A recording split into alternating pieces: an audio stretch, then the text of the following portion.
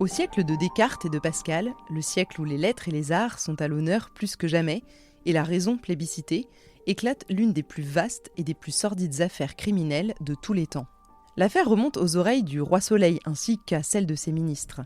Plusieurs centaines de personnes se livrent impunément à Paris, mais aussi en province, à la fabrication et au commerce de poisons, à des sortilèges, des messes noires et à de troubles expériences alchimiques. À l'époque, on ne compte pas les victimes. La médecine est incompétente pour déceler le moindre poison dans un cadavre et les assassins sont donc presque sûrs de rester impunis. Cette affaire ténébreuse compte un nombre incroyable de ramifications et a pris des proportions gigantesques. Ce sont toutes ces pistes que je vous invite à suivre avec moi dans cette immense saga de l'été. Et ça commence dès aujourd'hui. Je suis Camille Debreuil et je vous raconte aujourd'hui le prologue de l'affaire des poisons.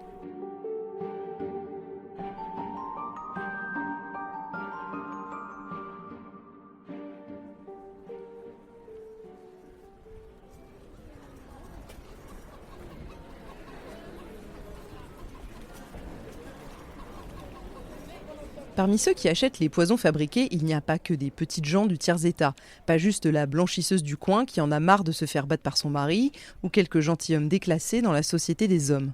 Mais il y a aussi des riches, des membres de plusieurs cours souveraines, des personnes titrées par centaines, nobles appartenant à des familles historiques, grands aristocrates et grands noms de France. Il y a par exemple Olympe Mancini, dite la comtesse de Soissons, nièce directe du célèbre Mazarin, certains princes de la maison de France, la princesse de Tingry, les duchesses d'Angoulême, de Bouillon, de Vitry, de Vivonne, le maréchal-duc de Luxembourg, les ducs de Vendôme et de Brissac, la marquise d'Alluy, les marquis de Cessac, de Feuquières et de Termes, la comtesse de Roure, la vicomtesse de Polignac, bref, pas mal de monde. Et dans tous ces gens, beaucoup font partie de l'entourage direct du roi Louis XIV. Cette affaire a fait l'effet d'une vraie épidémie et est restée longtemps dans les esprits comme telle, une hécatombe.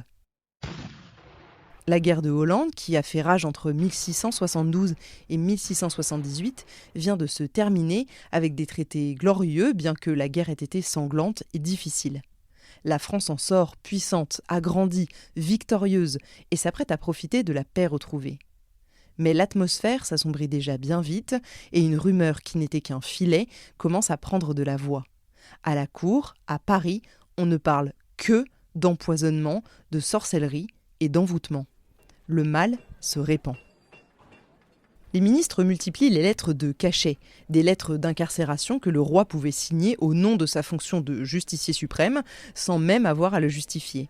On procède à des arrestations, les cachots de Vincennes et de la Bastille se remplissent et les célèbres magistrats de la Chambre ardente siègent jour après jour. Place de la Grève, le bourreau, lui, fait son travail. En quelques semaines, la façade magnifique d'un règne qui brille par son luxe et sa vie fastueuse se craquelle de toutes parts, comme un fruit dont la surface lisse finit par révéler le ver qui le ronge de l'intérieur. L'envers sinistre du décor se dévoile petit à petit. La psychose autour du poison n'est pas nouvelle en France, importée au XVIe siècle par les Médicis notamment, qui ont aussi amené des astrologues et d'autres personnages considérés comme louches, des charlatans en gros. À l'époque, Louis XIII et Richelieu eux-mêmes, constamment malades, se méfiaient grandement de tout et de tout le monde, y compris de leurs plus proches camarades, amis et familles compris. Ils ne mangeaient jamais rien sans le faire goûter, avant par des goûteurs désignés ou par leurs animaux de compagnie. Louis XIII disait même dans une missive à Richelieu « Je vous envoie des fruits de Versailles dont vous ferez l'essai avant d'en manger, comme tout ce que je vous enverrai. » Cette époque est celle des conspirations et des rumeurs qui deviennent rapidement des vérités, faute de pouvoir vérifier. Quand on ne sait pas, on suppute. Le médecin Guy Patin surfe d'ailleurs déjà sur les rumeurs d'empoisonnement quand Mazarin meurt en 1661.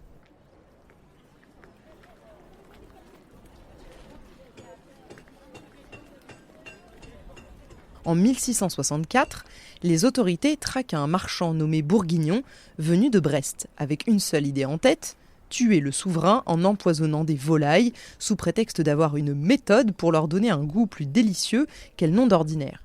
Ils cherchent à rentrer en contact avec des goûteurs ou des valets de chambre du roi, mais sans succès. Ils demeurent introuvables, et l'affaire s'évanouit là. Depuis l'assassinat d'Henri IV, les autorités étaient sur le qui-vive. Le meurtre du roi était le crime abominable par excellence, assimilable à la fois à un crime de lèse-majesté divine, puisque dans la monarchie le roi descend directement de Dieu, et à un crime parricide, le monarque étant considéré comme le père de ses peuples. Double crime impardonnable donc. À partir du moment où le crime approche le roi, tout devient secret d'État. Et c'est dans ces secrets que je vous emmène.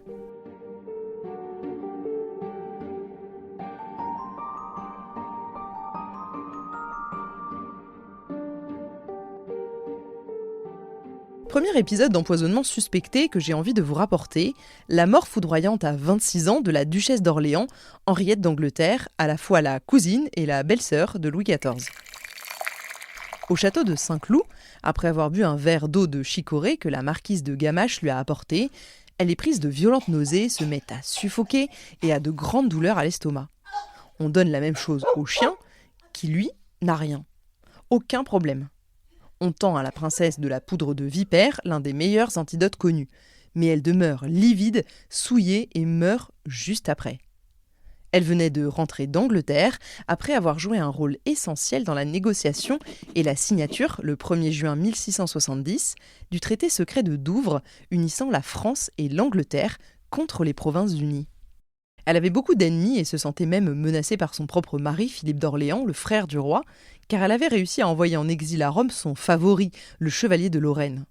Selon la rumeur, c'est lui-même qui lui aurait apporté un poison de Rome à Saint-Cloud pour empoisonner le bord de la tasse et non l'eau elle-même, d'où le chien goûteur restait intact. Mais les rumeurs sont ce qu'elles sont, non vérifiées et non vérifiables.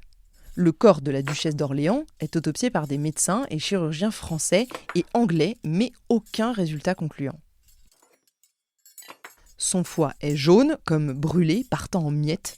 Le rein gauche est un peu flétri, l'estomac couvert d'une substance bilieuse très épaisse, le poumon gauche adhère aux côtes et laisse couler un liquide un peu sanguignolant et purulent. Pas en forme, la duchesse d'Orléans, mais pas de quoi dire non plus qu'elle a été empoisonnée. Les historiens contemporains qui se sont penchés sur sa mort penchent plutôt pour une affection tuberculeuse ou une péritonite due à un ulcère gastrique. Ce qu'il faut savoir avant de crier au scandale et à l'empoisonnement, c'est que la pétillante jeune femme, bien avant cet épisode fatal, se plaignait déjà de douleurs à l'estomac et de points de côté répétés. Elle avait déjà la santé fragile avant ça, donc prudence sur cet épisode. Quelques mois plus tard, le ministre et secrétaire d'État aux Affaires étrangères, Hugues de Lionne, disparaît. Pour vous raconter un peu le contexte, sa femme, Paul de Lionne, né païen, avait une réputation plus que scandaleuse pour l'époque, et c'est le roi lui-même qui demande à son mari de la faire enfermer au couvent. Des rumeurs couraient à son sujet, comme quoi elle partageait un amant avec sa fille, et qu'on les aurait même surpris au lit tous les trois. Charmant tableau de famille. Sur ordre de son mari, Paul est arrêté par une douzaine de gardes et conduit à l'abbaye de Port-Royal à Paris. Coïncidence ou pas, le ministre Hugues de Lionne meurt quelques jours plus tard, à l'âge de 59 ans, après une très très forte fièvre venue de nulle part.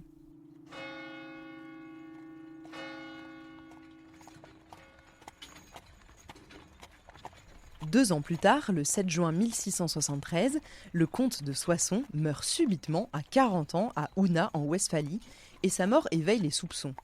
Atteint de maux dont on ne sait pas trop quoi faire, il est transporté en carrosse à Wesel et il est découvert sans vie dans ce carrosse alors que sa pseudo-maladie n'a duré que 3 jours. Une mort express avant laquelle il répétait qu'il avait été empoisonné. Sa mère, la princesse de Carignan, supposant que son fils, qui était en santé, n'était clairement pas mort d'une mort naturelle, exige une autopsie, mais on n'y trouve rien. Est-ce que ça vous étonne ? Un temps, on soupçonne aussi sa femme, Madame la comtesse de Soissons, dont le nom revient dans quelques affaires douteuses, et qui mène apparemment une vie très joyeuse en compagnie de sa sœur, Marianne Mancini, duchesse de Bouillon, une des 7 Mazarinettes, comme on les appelle à l'époque, les nièces du cardinal Mazarin.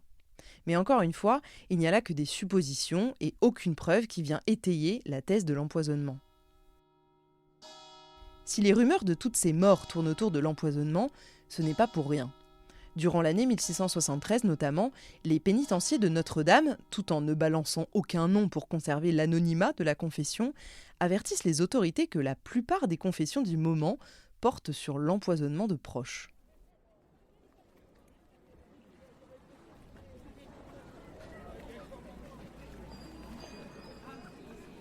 Le vaste procès de 1679, qui a pris le nom d'affaire des poisons, ne fait donc que mettre en lumière des mœurs et des pratiques connues depuis de longues années.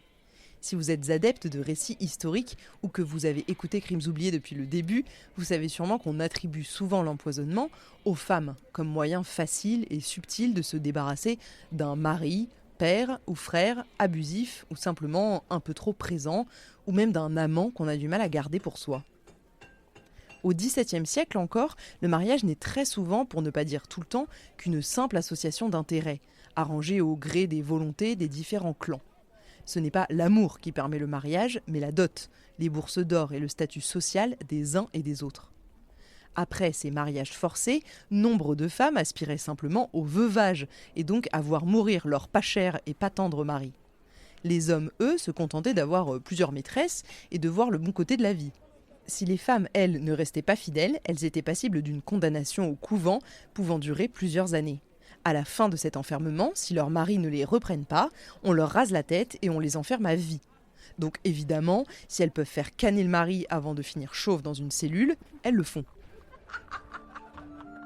Amour et haine sont souvent les premiers mobiles d'assassinat, mais juste derrière, il y a l'argent. Pour garder son rang, son statut social, sa place à la cour, son train de vie, on est prêt à tout. Pour garder ce rang qui compte tant sous l'étiquette, il faut beaucoup d'argent.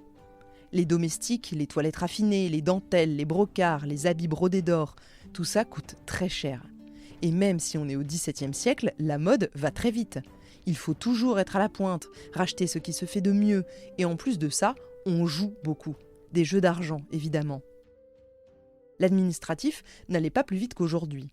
Et les héritiers qui s'impatientaient avaient vite fait de glisser le contenu d'une fiole douteuse, pleine de poudre, dans le verre de papa. On appelait ça même la poudre de succession. C'est à tous ces maux sociétaux que l'on doit la vague d'empoisonnement durant le long règne de Louis XIV. Pourtant, l'affaire que je vais vous raconter va bien au-delà de drames répétés appartenant à la petite histoire de France. Elle révèle une crise sociétale sans précédent, d'une très grande ampleur. Sous le joli vernis de la cour de Versailles, on n'a pas encore laissé de côté les superstitions, la sorcellerie venue du ventre du Moyen-Âge, qui fait peur autant qu'elle fascine. Le malin, entendez là le diable et ses dérivés, hante encore l'imaginaire collectif et vient teinter les morts suspectes. Et dans les rangs de la population, il y a encore de tout. Astrologues, faiseuses d'anges, des alchimistes, des prêtres déchus, des envoûteurs. Bref, sous Louis XIV, on croit en beaucoup de choses et ça joue sur la manière dont on gère le crime aussi. Et je pense que vous l'avez compris, mais je le répète, il n'y a pas que les petites gens qui s'adonnent à ces pratiques, car les personnes de la haute société, souvent des femmes, se font très souvent dire la bonne aventure dans les quartiers dans lesquels il ne vaut mieux pas qu'elles soient reconnues. Alors, le visage masqué, laissant tous leurs atours trop voyants, domestiques, carrosses, porteurs, au détour d'une rue, elles avancent dans l'obscurité d'un monde dangereux, mais excitant, tel des ombres à la nuit tombée.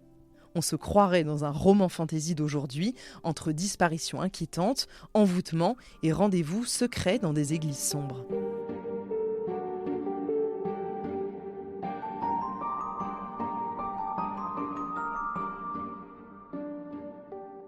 C'est une aubaine pour ceux qui prennent les sciences occultes pour une bêtise sans nom, mais qui n'hésitent pas à faire leur beurre sur la crédulité des grands seigneurs et des femmes de la haute société, capables de payer cher pour se faire lire l'avenir dans les lignes de la main. C'est ce qu'a notamment avoué dans ses mémoires un voyageur italien, Jean-Baptiste Primi, un esprit cultivé, mais qui a abusé de cette crédulité sans vergogne. Ce témoignage est important car il met en lumière quelques personnes haut placées qui se sont fait avoir, notamment la princesse Palatine, la comtesse de Soissons, les marquises d'Alluy ou de Vassé. À son échelle, avec son succès de l'époque, il s'est d'ailleurs intéressé de près à cette affaire des poisons, sûrement non sans raison. Il relate dans ses mémoires les réactions d'une cour royale pétrie de rumeurs d'empoisonnement et autres joyeusetés, et d'un roi qui fait tout pour garder les procès secrets. Il y a dans ces histoires des protagonistes plus connus que d'autres. Il y a par exemple des voyantes célèbres, comme la Voisin, la Bosse, la Vigoureux, la Delagrange ou la Trianon.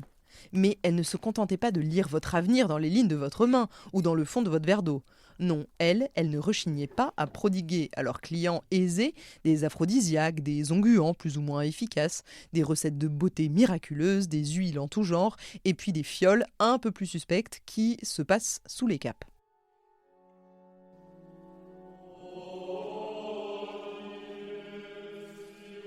Il s'est pourtant passé des siècles pendant lesquels on a implémenté le christianisme dans la tête de tous ces gens qui, pour la plupart, ne l'ont pas remis en cause.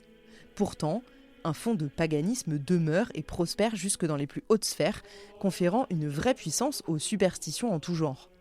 Quand la santé vacillait, on avait souvent recours d'abord à la religion, puis à la magie blanche avec des sortilèges, des formules, des lancers d'ossements, des talismans, et ce parce que des prières au bon Dieu ne suffisaient pas à conjurer le mauvais œil.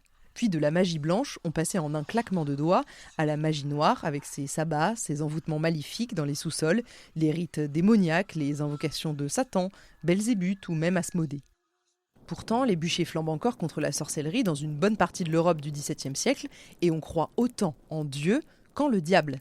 Comme les deux bouts d'une même corde. C'est un combat de chaque instant entre le bien et le mal. Si le premier ne répondait pas aux sollicitations, on allait taper à la porte d'en face, sans aucun scrupule, si c'était pour arriver à ses fins. C'est ainsi que se pratiquent les messes noires, peut-être le dernier maillon d'une chaîne bien sombre qui se pratique le plus souvent dans les caves et à l'abri des regards. La nuit, dans le plus grand secret, des prêtres psalmodient des profanations divines sur le corps nu d'une femme inconnue, ingurgitent des hosties non consacrées, et le tout se termine en général en orgie. Ça, c'est quand ça se passe bien. Parce que les sacrifices rituels peuvent tout aussi bien clore la messe, souvent il s'agit de bébés mort-nés ou avortés clandestinement. Mais ne pensez pas que ces messes noires sont réalisées par des gens qui tournent la religion catholique en dérision. Ceux qui la pratiquent croient profondément en les bienfaits d'une messe tournée vers le diable plutôt que vers Dieu. Heureusement, elles ne sont pas non plus légion et sont seulement mises en place par des ecclésiastiques un poil névrosés. Quant aux empoisonnements en eux-mêmes, ils sont à l'époque l'arme ultime des lâches, dit-on, qui privent carrément d'une mort digne ceux qui en sont victimes. La science toxicologique est balbutiante mais encore inefficace, et l'arsenic ne sera pas détecté dans les cadavres avant 1840. Donc autant vous dire qu'en 1670 et quelques, si on empoisonne, on s'en sort tranquillement. Et l'arsenic est pourtant déjà à cette époque le roi des poisons. Pas de goût, pas d'odeur, on le glisse en poudre ou en liquide ou dans des solutions concentrées directement dans la nourriture. Distillé à petite dose pendant un laps de temps assez long, on pouvait même faire croire à une mort naturelle. Et vous savez le pire, il était en vente libre chez l'apothicaire et pas du tout réglementé. À part l'arsenic, les empoisonneurs vont utiliser tout un arsenal minéral, végétal, animal et sulfureux pour arriver à leur fin.